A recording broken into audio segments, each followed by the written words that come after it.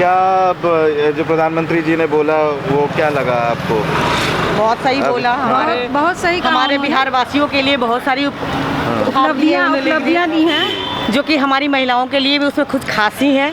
और हमारे जो युवा वर्ग, जो आने वाले पीढ़ी है, उनके लिए तो बहुत ही अच्छी अच्छी बातें। जो जंगल राज की उन्होंने बात की इस तरीके से, उसमें क्या लगता है बिहार वासी उसको समझ पाएंगे? क्योंकि ऐसा लग रहा है कि पहली वाली बात 15 साल की सरकार हो गई है, क्या वो चौथी बार फिर से आ पाएंगे? क्या लग रहा है? बिल्कुल आना ही चाहिए। आ ही रही।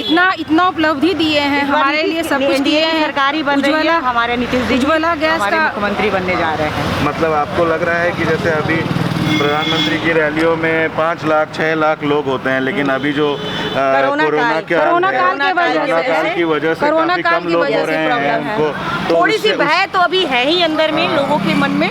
जो भय कम होने में थोड़ी टाइम लगेगी, पर लेकिन हम लोग निकल के वोट देंगे। और 100% जो रैलियों में से जो प्रधानमंत्री का एक इम्पैक्ट होता था, वो इस बार नहीं हो पाएगा, क्योंकि कम लोग आए हैं। 90% है, 10 में नहीं है। तो कोई वैसी कोई बात नहीं है कि उनको दुख होना है, चाहे दुख मनाना है, क्योंकि उनकी सरकार बन रही है और हम लोग इंडिया की सरकार को ही बना रहे हैं। इसलिए थैंक यू, धन्यवाद। तो ये एक चीज़ ये बताइए, जैसे प्रधानमंत्री के पूरे भाषण में आपको सबसे अच्छी बात क्या लगी, या क्या युवाओं के लिए और महिलाओं के लिए जो उपलब्धियाँ उन्होंने बताई, वो हम लोग को काफ़ी संतोषजनक थी और खुशी हुई ये सुनकर कि हमारे बिहार की महिलाओं के लिए बहुत सारी चीज़ें उन्होंने दी हैं। उज्ज्वला योजना है, बेटियों के लिए है, बेटी पढ़ाओ बेटी बचाओ, समृद्धि योजना है, विधवा पेंशन है, सुकन्या योजना का। तो आप भाजपा के नेतृत्व में सरकार देखना चाहते हैं या नीतीश के ही नेतृत्व में देखना चाहते हैं? इसके बारे में आपका क्या कहना है? देखिए, हमारे नीतीश जी भी हम लोग के लिए बहुत कुछ किया है, और मेट्रो जो आने वाली है उसके लिए काफ़ी खुश हैं हम लोग, उत्साहित हैं हमारे बच्चे, आने वाली पीढ़ी। मगर बहुत सारे भाजपा के लोग के चाह रहे हैं कि उनको सरकार बनाई जाए, उनके नेतृत्व में ऐसा लेकिन होने नहीं जा रहा है। इसके लिए हम लोग कुछ बता नहीं सकेंगे, पर लेकिन ये एनडीए सरकार बनने से भी हम लोगों को कोई हानि नहीं है। उपलब्धियाँ हैं और वो देंगे हम लोगों को। इसके लिए अभी तक कितने सालों में कितना बदलाव आया है, सारी जनता जानती है। हम महिलाओं को इतना महसूस करते हैं, जानता कभी हम लोग इतने हिम्मत से और इतनी बोल्डनेस से नहीं कभी निकल पाते थे, और नहीं हम लोग पार्टी ज्वाइन किए थे। लेकिन पहले की अपेक्षा अभी देखिएगा कि महिलाएं कितना बढ़ चढ़ के अब हिस्सा ले रही हैं, भाजपा में जुड़ रही हैं। लोग जदयू से भी और जो है जितने भी ये सब है उसमें से निकल करके सभी महिलाएं इसमें जुड़ रही हैं, आ रही हैं, हमारी भारतीय जनता जुड़ रही हैं साथ में। पहले ऐसा नहीं नहीं था। राजनीति में तो महिलाएं यदा कदा ही कोई हुआ करती थी। की जो सामने रोजगार और शिक्षा का मुद्दा उठाया है, उसके बारे में आप क्या कहना चाहेंगे? ऐसा तो हमें लग नहीं रहा है भैया। देखिए, सरकार बनने के बाद बाधाएं बहुत बड़ी बड़ी होती हैं, पर बाधाएं को निभाना ये कितना सक्षम होता है, ये तो सरकार बनने के बाद सभी को पता चल जाता है। इसलिए वैसी बाधाओं पे हम लोग विश्वास ना करें, और हम अपनी जो सरकार बनाने जाएंगे अपनी हिम्मत से और अपनी पूरी लगन से उनको हम लोग चुनें और बनाएं। प्रधानमंत्री का जो भाषण है अभी ख़त्म हुआ है, लोग अभी निकल कर ही आ रहे हैं वहाँ सर। अभी क्योंकि कोरोना का काल चल रहा है, तो जिस तरीके से प्रधानमंत्री के नरेंद्र मोदी के रैलियों में भीड़ होती थी, अब उस पर रेस्ट्रिक्शंस लगे हुए हैं, इसलिए ज़्यादा लोग नहीं हैं, लेकिन फिर भी आ रहे हैं। आप कहिए, आप वहाँ पर घूम कर आएँ, तो क्या प्रधानमंत्री के भाषण में क्या आपको लगा सबसे इम्पोर्टेंट पॉइंट था? बहुत अच्छा उनका भाषण लगा, जो भी बात बोले बहुत अच्छा लगा, बहुत सुंदर उनका भाषण लगा। हम लोग चाहते हैं कि इंडिया की सरकार बने। उनकी बातों से देश प्रेम, राज्य प्रेम का संदेशा होता है। मेन ये अच्छा लगता है। वे हमारे समाज के लिए, राज्य के लिए, देश के लिए, वे हर समय भलाई के लिए, हर समय जनता के लिए समर्पित हैं। अपनी इंडिया गवर्नमेंट कोरोना के समय में अपना सारा दौलत 1000 के रूप में, 5 किलो के रूप में, गरीब के फ्री सिलेंडर के रूप में, नवंबर तक अनाज के रूप में जो दिया, इसके लिए हम उनका नमन करते हैं।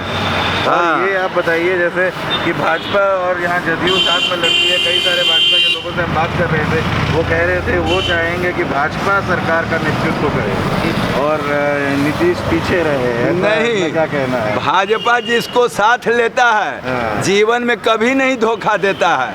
भाजपा को हर लोग धोखा दिया। मायावती दिया, मुलायम यादव दिया, लालू प्रसाद दिया, माने किस किस का नाम बुधा है, लेकिन भाजपा का रिकॉर्ड नहीं है आज 25 वर्षों से कि किसी को धोखा दिया और साथ ही दिया। इसको ये लगता है कि प्रधानमंत्री के जो भाषण से इस बार का जो बिहार के चुनाव होने वाले हैं उस पर कोई असर पड़ेगा? देखिए, तो अब चुनाव के बाद होगा ही तो। लेकिन ये कि मोदी जो है ना, मोदी जैसा कोई नहीं, तो वोट तो इनकरे दिएगा, इनका सिवा कोई नहीं।